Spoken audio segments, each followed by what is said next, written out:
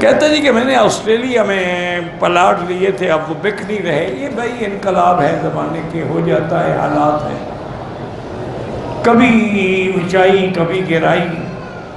تو بہرحال آپ مشکل میں ہیں تو مشکل سے نکلنے کا حل یہی ہے کہ وَاسْتَعِينُوا بِالصَّبْرِ وَالصَّلَاةِ، ایک تو صبر کریں، ایک 2 رکعت نماز پڑھا کریں اسی نیت سے، اور تیسرا یہ ہے کہ جتنا پڑھ سکتے ہو نا حسبنا اللہ ونعم الوکیل، اس کو پڑھا کریں۔ اور چوتھا یہ ہے کہ لالچ میں نہ ہو، جو کچھ بھی ملتا ہے بیچ دو، تھوڑا نقصان بہتر ہے کہ سارا نقصان ہو جائے۔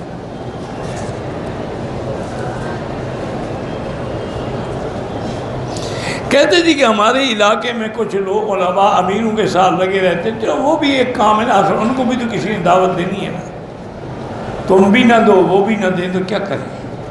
اصل ہے انہوں نے عالم پر اعتراض کرنا ہوتا ہے، کوئی موقع ملے۔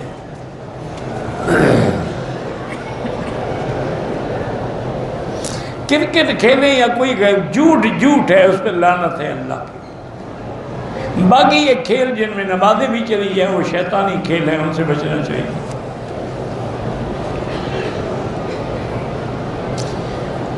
لڑکی کو حج کرانا والدین کے ذمہ ہے، شوہر کے کسی کے بھی ذمہ نہیں۔ جب لڑکی خود پیسے والی ہو تو حج فرض ہوگا، اگر اس کے پاس پیسہ نہیں ہے تو اس پہ حج فرض ہی نہیں ہے، اور اگر ہے تو اپنا پیسہ خرچ کرے، خاوند کو بھی لے آئے۔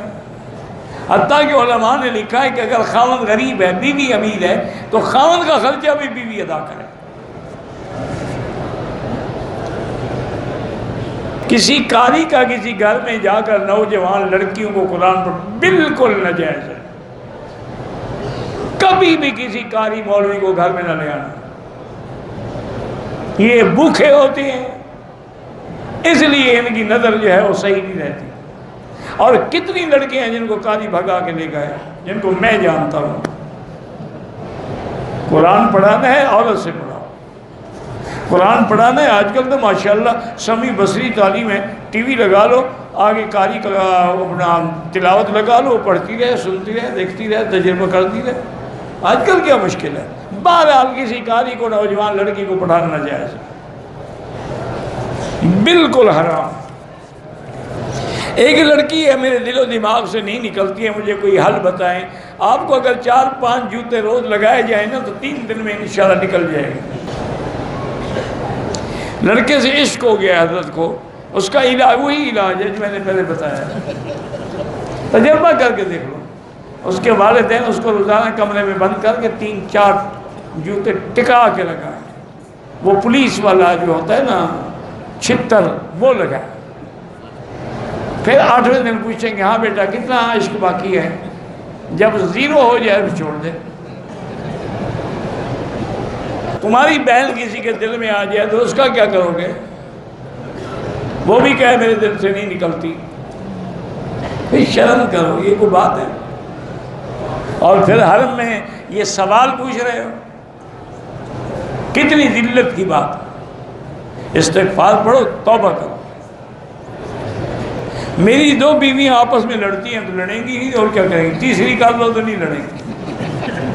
نہیں میں مذاق نہیں کر رہا، عربوں کا ایک نسخہ ہے، وہ کہتے ہیں کہ 2 بیویاں اگر ہوں تو لڑتی ہیں، انہو فی النارین، گویا کہ وہ 2 آگ کے لکڑیاں ہیں جو اگر تیسری کر لو نا اللہ کی رحمت سارے جھگڑے ختم ہو جائیں۔ آپ تجربہ کر کے دیکھ لو، کیونکہ جب تیسری آتی ہے نا وہ دوسری والا ناز تو ختم ہو گیا نا کہ میں تمہاری سوکن ہوں، اب اس پر بھی تو سوکن آ گئی۔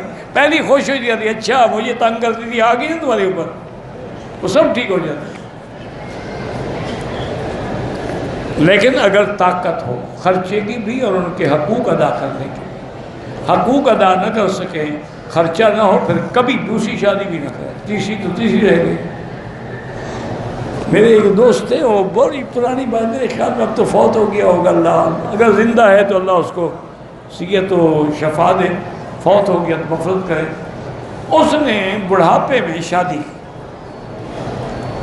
کوئی پیسے شیسے آ گئے، فصل شصل اچھا ہو گیا۔ اس نے مجھے نہیں بتایا، کسی نے مجھے بتایا۔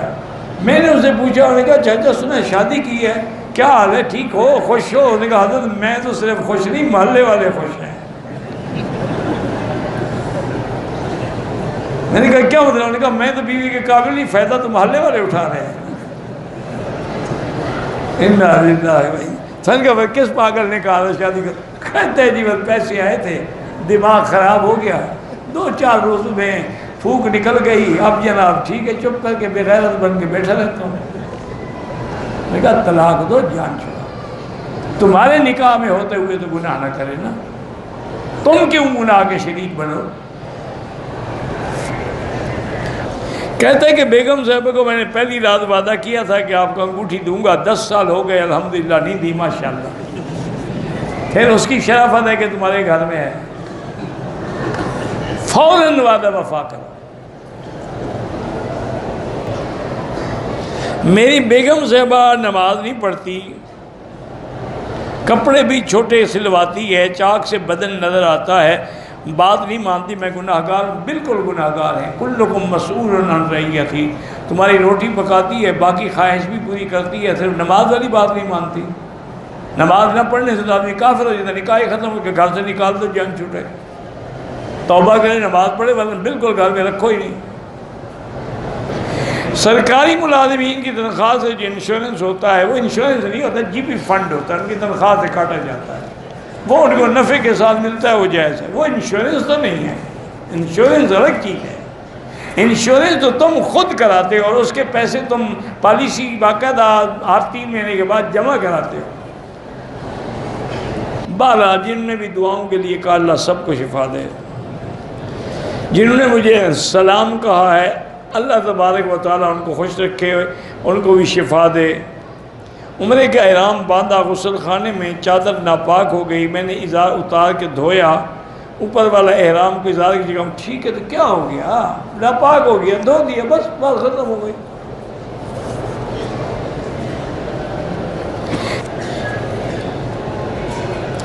عورت حالت حیض میں حنفی مسلک میں ذکر تو کر سکتی ہے، سبحان اللہ لا الہ الا اللہ، قرآن نہیں پڑھ سکتی۔ میں نے کلمہ پڑھ کے وعدہ کیا تھا، توڑ دیا، بہرحال توبہ کرو۔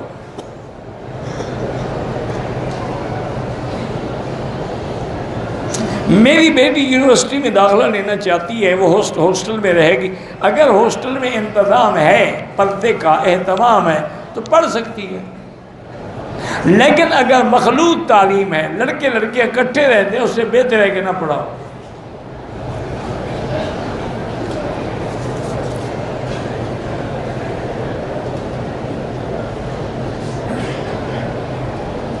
جب عورت کو 7 مہینے ہو جائیں درود دلوانا ضروری ہے، پیدائش کے بعد تو بچے کو کوئی نقصان ہو جاتا ہے، کیا پتہ نہیں درود کیا دلایا جاتا ہے، مجھے تو پتہ نہیں کیا معنی ہے درود۔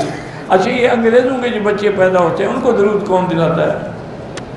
ان کے بچے بڑے ہیلدی ہوتے ہیں، بڑے ٹھیک ٹھاک، صحت بھی ٹھیک ہوتی ہے، قد بھی 6 فٹ لمبا ہوتا ہے، تمہاری طرح کیڑے مکوڑے نہیں ہوتے، ان کو درود کون پڑھواتا ہے؟ چھوڑو ایسی بات، ویسے درود پڑھا کرو، خود پڑھتی ہے۔ اللہ نے دین کی صحیح ہمیں سمجھ دی ہے، اور شرک بدعت سے ہم آپ کا درس سن کے بچ گئے، مبارک ہو، اللہ آپ کو ہمیشہ توحید و سنت پہ رکھے۔ کہتے ہیں کہ تو داڑھی کو کھڑے ہو کر بھی کنگھی دے سکتے ہیں، نہیں، الٹا لٹک کے دے سکتے ہیں، پاؤں میں رسا باندھ کے الٹا لٹکو، پھر داڑھی ٹھیک کر رہا ہے، کیا بات، یہ مسئلہ ہے، کھڑے ہو کے دو، بیٹھ کے دو۔ پولیو پھیلانا جائز ہے؟ بالکل حرام ہے، پولیو تو بیماری ہے، اللہ کے بندے بیماری پھیلاؤ گے مسلمان بچوں میں۔ میں نے آٹو پارٹ کی دکان بنائی ہے، جمع پونجی سے چل نہیں رہی، استغفار زیادہ پڑھو۔ اگر کسی پہ دم واجب ہو جائے تو مسجد عائشہ سے عمرے کرنے سے دم ادا نہیں ہوگا، دم ہے، وہ الگ ہے، وہ دینا پڑے گا۔ میں رمضان میں جب وتر پڑھاتا ہوں، لوگ کہتے ہیں کہ دعائے قنوت بلند آواز سے پڑھا کرو، میں حنفی ہوں، ایسا جائز ہے، کوئی بات زور سے پڑھو، ایسا یہ شکر نہیں کرتے ہو کہ کسی نہ کسی طرح مانتے تو ہے نا کہ دعا کرو، اور یہ بھی مانتے ہیں کہ دعا زور سے کرو، یہ بھی مانتے ہیں کہ باقاعدہ جماعت کے ساتھ مل کے کرو، تو کوئی حال نہیں، ایسا کرو تو سے کرو تو کرو۔ میرے گھر کے ساتھ 1.5 مرلے کی مسجد ہے، محلے میں دوسری جامع مسجد بھی ہے، مسجد ویران رہتی ہے، کوئی نماز نہیں پڑھتا، گلی بھی تنگ ہے۔ مسجد تو تبدیل نہیں کر سکتے، ویسے بند کر دیں، یا اس میں کوئی ایک آدھا حافظ بٹھا دیں جو بچوں کو قرآن پڑھاتا رہے تاکہ آباد رہے۔ چونکہ جس جگہ کی نیت مسجد کی ہو جائے، نہ وہ بدل سکتی ہے نہ بک سکتی ہے، بہرحال وہ منتقل نہیں ہو سکتی، وہ مسجد ہی رہے گی۔ احرام کی حالت میں گلے میں درد کی وجہ سے وکس لگائی، کوئی بات نہیں، پھر میں نے صاف بھی کر دی، وہ کچھ نہیں ہوتا وکس لگا، بطور دوا لگائی تھی، بطور خوشبو نہیں لگائی۔ اور یہ کس نے کہا کہ وکس میں خوشبو ہوتی ہے، وہ تو بدبو ہوتی ہے تیز۔ حیض کی وجہ سے عورت مدینہ پاک سے آئی، عمرے کی نیت نہیں کی، اگر جانا ہے تو کوئی حرج نہیں کی، نیت تو ٹھیک ہے، چلی جائے۔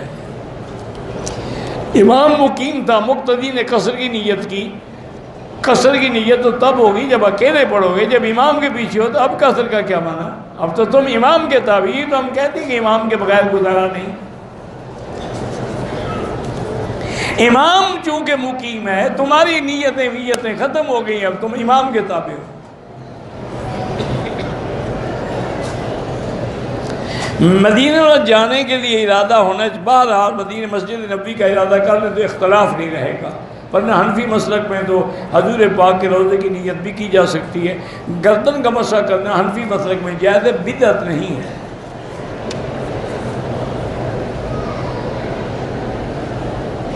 ایک آدمی فقہ حنفی کو مانتا ہے لیکن کچھ مسائل میں دوسرے اماموں کی تقلید کرتا ہے، جب وہ اتنا بڑا عالم ہے کہ سارے اماموں کے فقہ کا اس کو پتہ ہے تو اس کو تقلید کی ضرورت ہی نہیں ہے۔ تقلید تو وہی کرتا ہے جو میرے جیسا جاہل آدمی ہو، جب تمہیں چاروں اماموں کا پتہ ہے تم کیوں تقلید کرو؟ حالانکہ یہ چاروں اماموں کے نام بھی نہیں جانتا ہو۔ اس سے پوچھو کہ امام شافعی کا کیا نام ہے؟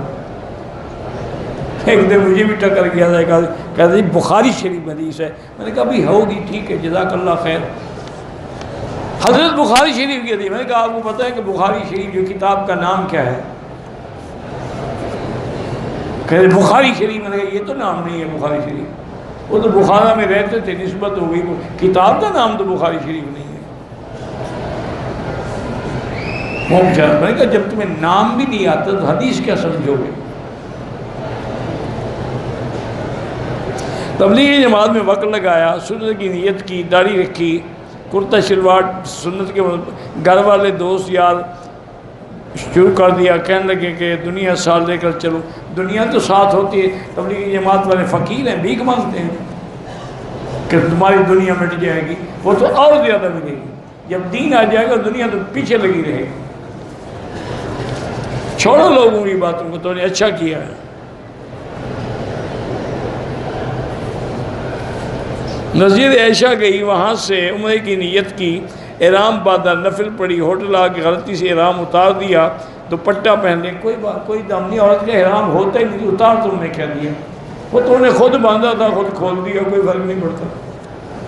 اللہ رسول کا تو کوئی حکم نہیں کہ رومال باندھو۔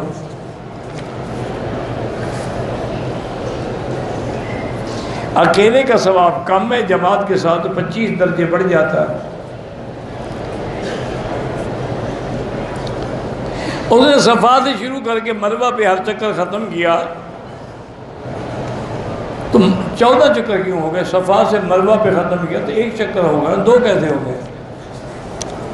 وہ تو صفا سے پھر صفا پر آگے ایک سمجھے تو 14 ہوں گے نا۔ اور میں تو ٹھیک کیا، صفا سے شروع کیا، مروہ پہ ختم کیا۔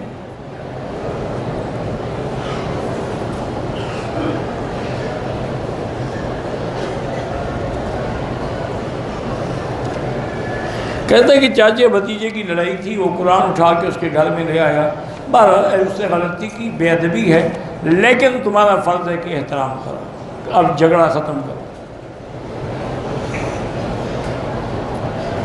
ہاں، اور سجدہ میں زمین پر کونی لگائے گی اور دونوں ٹانگیں ایک طرف سے نکال کے بدن بھی زمین کے قریب لگائے گی تاکہ اس کا پردہ قائم رہے۔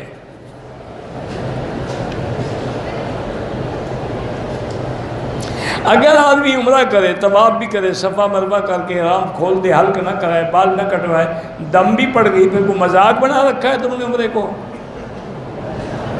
اگر تمہیں بال نہ کٹوانے کا اتنا عشق ہے تو خبردار آئندہ کبھی عمرہ نہ کرنا۔ ساری کائنات کے بال کٹھے کرو، میرے مدنی کے جوتے کے برابر بھی نہیں۔ حضور اسرا پھروائیں تو اسرا نہ پھروائے تو کیا ہوگا؟ عمرہ نہ کرو جناب، کوئی کعبہ اداس ہے تمہارے لیے؟ کرنا ہے تو انسانوں کی طرح کرو، سنت کے مطابق کرو۔ ایک بندہ 2 شادیاں کی، ایک عورت سے 3 بچیاں تھیں، مرنے سے پہلے اپنے بھتیجے کے بیٹوں کے نام جائیداد کر دی۔ اب ان کا کیس چل رہا ہے، جائیداد سب کو ملے گی، صرف ایک کو نہیں ملے گی کہ ایک بیوی کی اولاد کو ملے اور دوسری کو نہ ملے۔ اگر ایسا کر گیا ہے تو اپنے لیے جہنم خرید گیا ہے۔ اب اس کی اولاد کو چاہیے کہ سب بہن بھائیوں کو تقسیم کرے شریعت کے مطابق۔ دم کا معنی یہی ہوتا ہے کہ ایک بکرا یا بکری جا کے ذبح کریں۔ میری بیوی مجھ سے ناراض ہے کہ میں والد کو عمرے پر لے کے آیا ہوں۔ بہرحال اس کی بے وقوفی ہے، اگر وہ ناراض ہے، والد کو عمرے پر لے آئے ہو تو اچھی بات ہے۔ ایسے میں بیوی ناراض ہوتی، کوئی غم نہ کرو، بیوی اور مل جائے گی، باپ تو نہیں ملے گا۔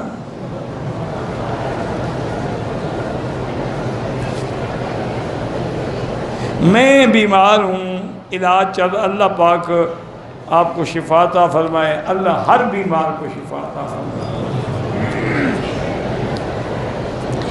بے اولاد افراد جو ہے ان کا علاج کرتا ہوں۔ پہلے میری دوائی کا رزلٹ ایسا تھا کہ لیبارٹری والے حیران ہوتے تھے، اب 3 سال سے ادویات کا رزلٹ خراب آ رہا ہے۔ اللہ ڈال دے تو فائدہ ہو جائے، اللہ نہ ڈال تو فائدہ نہ ہو۔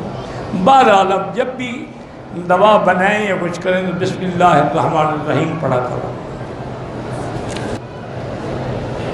کچھ لوگ ہر روز عمرہ کرتے ہیں، کچھ طواف زیادہ کریں تو زیادہ بہتر ہے۔ مسجد نبوی سے احرام باندھنا بالکل تو میقات ہے، لازمی ہے کہ احرام باندھ کے آؤ۔ دم واجب ہونے پر دم ہی دینا ہے مکہ مکرمہ میں، پاکستان میں نہیں دے سکتے۔ میری بہنیں وہم کرتی ہے، ہر کسی کی ناپاک سمجھی بیماری ہوتی ہے، اس کو کہتے ہیں وسواس القہری۔ کسی سائیکاٹرسٹ ڈاکٹر کے پاس جائیں، وہ گولی دیں گے، ٹھیک ہو جائے گی۔ یہ کوئی جن شن نہیں ہے، بیماری۔ ایک عمرے کے بعد طواف سر پہ بال نہ ہوں تو اس طرح پھروائیں، بال ہوں یا نہ ہوں۔ میری بیوی کو بہت جلد غصہ آتا ہے، اللہ اس کو ہدایت دے۔ آپ بھی جب جائیں تو اس کے سامنے لا حول پڑھا کریں، لا حول ولا قوت الا باللہ، شیطان بھاگ جائے گا، غصہ نہیں آئے گا۔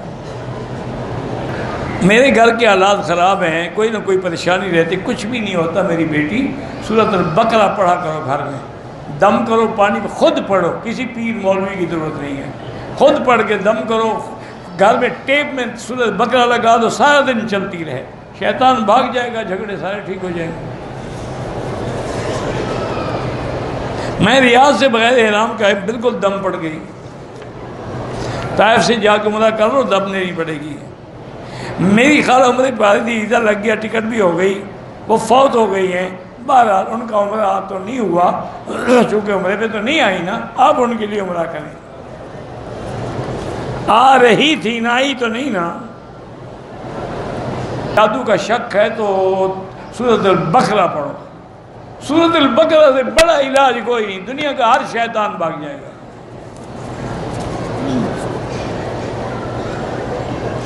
اگر طواف صفا حلق کے بعد احرامی حالت میں چہرے کے بال اتروائے کوئی بات نہیں، کیوں دم کیوں ہو؟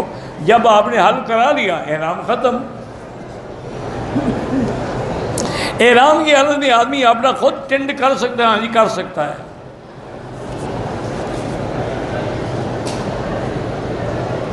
ماں کی وراثت جو ہے والدین کی طرف سے ملی ہے، ایک بیٹی کے نام کر سکتی ہے؟ بالکل نہیں کر سکتی، سب بیٹیوں کو برابر کا حق دے۔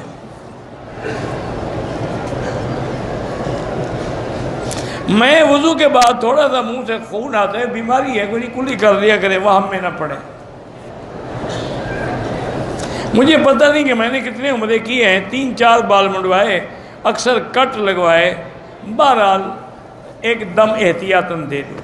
تائب میں رہائش ہے، ہاں اگر حاجیوں کو ملنے آتے ہو تو کوئی دم نہیں۔ بہرحال پاؤں جب نماز میں ہوں بالکل نہ دایاں نہ بایاں، کوئی پاؤں نہ اٹھائیں نہ ہلائیں۔ فرض عمرہ کے بعد افضل عمل طواف ہے۔ چھوٹی عمر میں والدین بچوں کے رشتے تو ہو جاتے ہیں لیکن کرنا نہیں چاہیے، چونکہ خدا جانے بڑے ہو کر کیا حالات ہوں گے۔ ورنہ باپ ولی ہے، نکاح کر دیا ہو گیا۔